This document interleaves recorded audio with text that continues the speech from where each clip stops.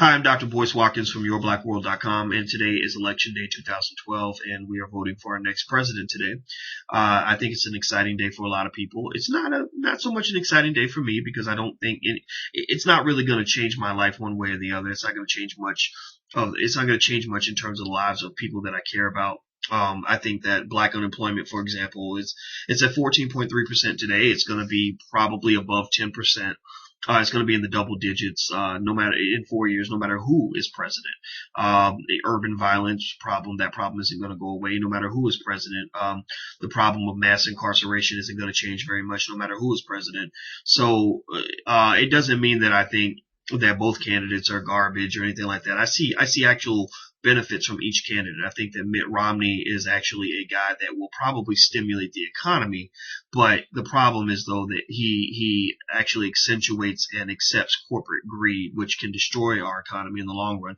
President Obama is a person that I think is better for the country in terms of wealth distribution, which is what we really need to focus on, because the rich have accumulated some enormous percentage of the economic gains over the last 5 or 6 years.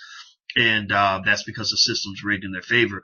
Where I think President Obama certainly falls short for me is that I don't think that he is either interested or has the ability to do very much in terms of really helping those people of color that matter to me the most. Now, some black folks, that are middle class, that don't have to deal with urban violence, that don't have to deal with mass incarceration, that are gainfully employed, I don't think they have much to worry about. I think that the symbolism is what they can feast on, and that's what they can enjoy. And I think those of us who have that burden of thinking about what happens to poor black people, or what happens to that family when the father has been incarcerated for 30 years for drug distribution, that's a burden, because you're stressing yourself out over something that affects other people that doesn't necessarily always affect you directly. And also, you don't necessarily always have the political power that you need to get Congress to do things that are going to help alleviate the problem. I think that most Washington politicians are selfish for the most part because the system makes them selfish. They're crooked because we want them to be crooked. We vote for politicians that are crooked. We vote for politicians that feed us the most comfortable lie instead of giving us an uncomfortable truth.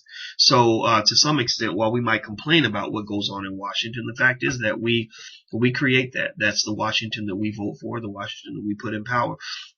Now, one thing I do think is that it's interesting that the Democratic Party, I find it peculiar how they will utilize African American voters to maintain their power and to boost themselves up. But I guarantee you that after the election, when black folks show up and say, these are the things that we want you to do, in 3 months, the Democrats aren't going to really hear much of what you have to say. And that probably includes your beloved president.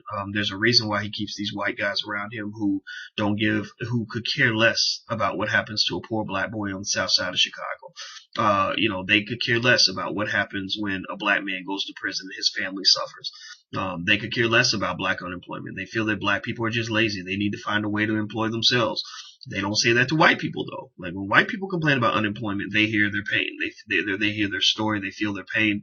They are with them. They want to support them. They want to help them. When banks need a bailout, they're quick to give them a big welfare package.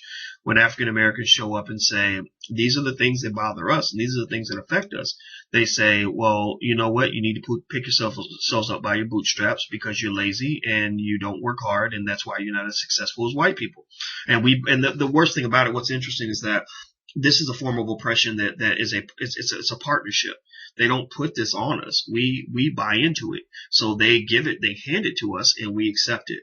And this is something that I firmly reject. I don't accept anybody who wants to treat black America like we are second-class citizens. I don't accept any politician, black or white, who says we want your vote, but we don't want to do work for you.